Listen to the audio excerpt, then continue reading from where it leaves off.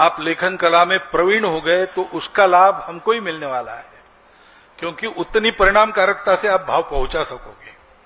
लेकिन जो पहुंचाने वाले हैं वो मनुष्यता की दृष्टि से ठीक है कि नहीं।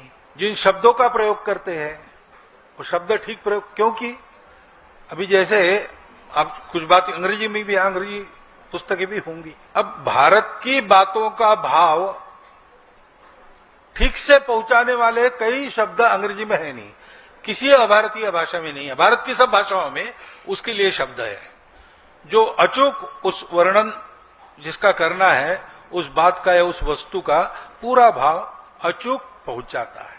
लेकिन अंग्रेजी में या अन्य किसी भाषा में उसके शब्द नहीं है।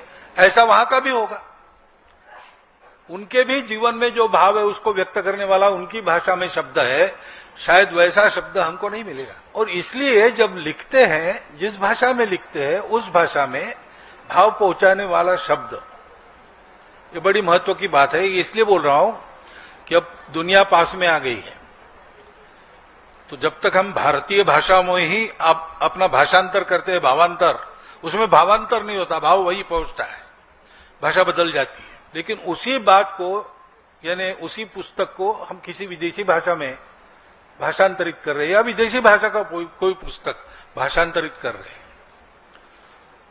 तो हमको ये देखना पड़ता है कि भाव कौन सा व्यक्त होता है।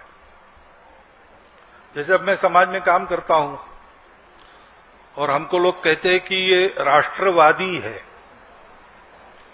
हम तो वाद करते नहीं किसी से, किसी बात पर वाद नहीं करते कभी भी, विवाद से दूर ही हम रहते हैं। विवाद करना ये अपने प्रकृति में, अपने देश के प्रकृति में नहीं है। मिलकर चलना, आपस में मित्रता करना, यही अपने देश में प्रकृति में है, परंपरा से।